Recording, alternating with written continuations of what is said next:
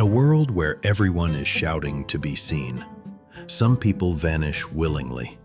While millions post their smiles, travels, and morning coffees, a silent few slips quietly into the background, unseen, unread, untouched. It's a strange paradox. The same world that craves attention also breeds those who reject it. They scroll through your stories but never post their own. They exist like ghosts in the algorithm, always watching, never announcing. And we call them shy, antisocial, or mysterious. But what if we're wrong? What if their silence isn't weakness, but control? What if the act of hiding is the last form of rebellion left in a culture addicted to exposure? These people aren't avoiding the world. They're resisting it, quietly, intentionally, powerfully. Because in an age where every emotion is performed, invisibility becomes a statement. By the end of this video, you'll understand the real psychology behind the ones who disappear, and why their silence may reveal one of the most misunderstood truths about being human.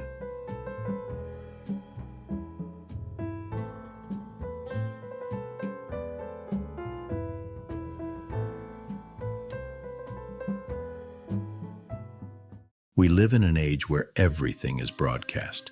Birthdays, heartbreaks, breakfast, nothing escapes the lens. Every smile is staged. Every tear is edited. We don't just live life anymore. We publish it. Validation has become the new oxygen.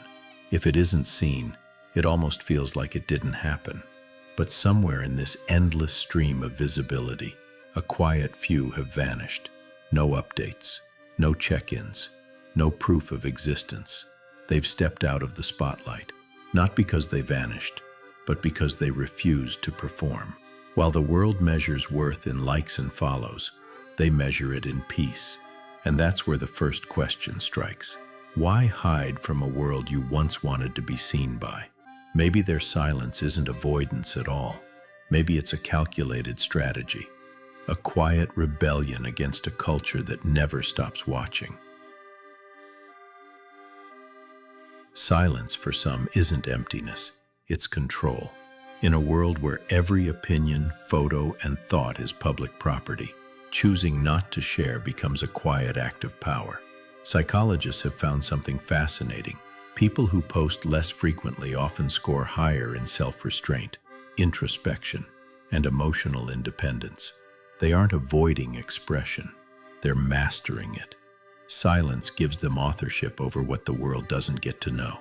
It's the ability to say, "You don't own my story unless I let you." While others race to prove their relevance, these individuals move in deliberate stillness, protecting their thoughts from the noise of comparison. In a culture that demands constant exposure, silence becomes the last real boundary. And maybe that's why their quiet feels unsettling, because deep down, it reminds us how much of our lives we've already surrendered to the crowd. Social media doesn't just connect us, it conditions us. Every like, every heart, every tiny burst of approval feeds the brain with dopamine, the same chemical that drives addiction. Psychologists call it intermittent reinforcement. When rewards come unpredictably, the craving becomes stronger. You never know which post will perform, so you keep checking, scrolling, posting, hoping for that next invisible hit. Over time, we stop sharing to express and start sharing to feel alive. But here's the twist. Those who quit the loop aren't weak. They're self-aware. They see the strings, and they cut them. They resist the system designed to keep them chasing validation. And when they finally step out of the cycle, something strange happens. The noise fades, and the mind starts to heal. What happens when someone escapes the system entirely? You're about to see. If you love breaking down the psychology behind human behavior, subscribe. This channel reveals what most people never notice. At first, sharing feels exciting, a way to feel seen, connected, alive. But slowly, something shifts. Every photo becomes performance. Every moment a stage. You start curating life instead of living it, and one day it stops feeling real. That spark you once felt while posting turns into quiet exhaustion. You realize you're performing happiness, not experiencing it. Psychologists call this psychological ownership, the feeling that a memory or moment truly belongs to you. But each time you post it, that ownership fades a little. It becomes public property, open to judgment, approval, or dismissal. So, some people walk away. No announcement, no goodbye post, just silence. They stop sharing, not because they don't care, but because they finally do. They choose to protect what's real from the world that constantly demands proof it exists. Behind the silence, there's often fear, not of people, but of perception.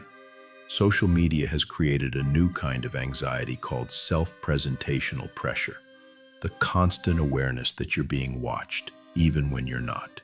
Every word feels heavy. Every photo feels like a test. Will they understand?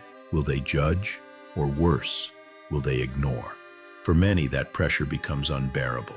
It's not that they fear connection. They fear distortion. They crave to be known but not misread, mislabeled, or misunderstood. So they retreat into silence, not to disappear, but to preserve what's real. It's a quiet collision between fear and longing, the ache to be seen and the terror of being seen wrong. And in that fragile balance, silence becomes safer than exposure, and invisibility feels like the only way to stay whole. Deep down, they still crave belonging. They still want connection, warmth, recognition, but not the kind that comes with filters and applause. It's a quiet hunger for real intimacy, not digital closeness measured in emojis and reactions. They want to be seen, but truthfully, not theatrically. They don't want to perform feelings. They want to feel them. They don't need an audience. They need understanding. So they hover at the edge of visibility, scrolling, watching, feeling everything but saying nothing. It's not detachment, it's protection, a way to guard authenticity in a world obsessed with image. But something begins to shift with time. Silence that once felt like safety starts to feel like identity, and the question arises, what happens when silence stops being protection and becomes who you are? Here lies the paradox. Being unseen doesn't mean being insignificant. In fact, silence often makes identity stronger. When you're no longer performing, you start remembering who you are beneath the noise. They live unseen but not untouched by life. Every quiet moment sharpens their self-awareness. Every unshared thought roots them deeper in truth. Their stillness becomes a mirror, reflecting what the rest of us have lost: peace, presence, authenticity. In a world addicted to noise, their quiet doesn't signal absence. It exposes how desperately the rest of us need it. Something beautiful happens when the audience disappears. Life becomes real again. Without the constant need to display, moments regain their texture, conversations feel deeper, and time slows down just enough to be felt. Psychological studies reveal that when external validation decreases, emotional stability and happiness actually rise, because identity no longer bends under the weight of approval. It stands firm, quiet, grounded, and whole. Silence, then, isn't withdrawal. It's self-ownership in a world that trades authenticity for attention. It's the rare ability to exist without needing applause. The ones who hide aren't escaping life. They're finally living it on their own terms. And as the world keeps shouting louder, they walk calmly in stillness, untouched, unmeasured, completely their own. Maybe the people who hide aren't lost. Maybe they're free. Silence isn't withdrawal, it's evolution. The people who hide aren't running from the world they crave. They're transforming their craving into something deeper, not for attention, but for authentic existence.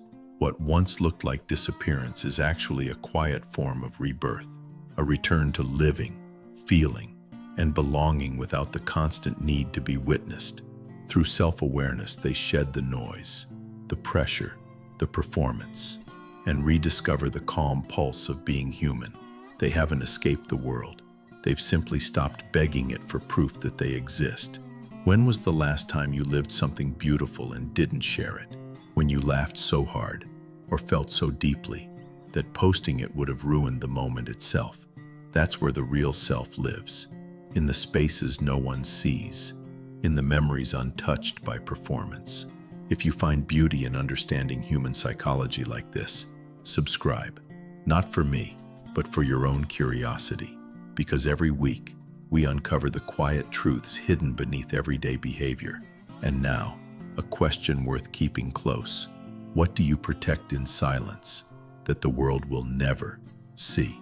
Your answer might just reveal the most authentic part of who you are.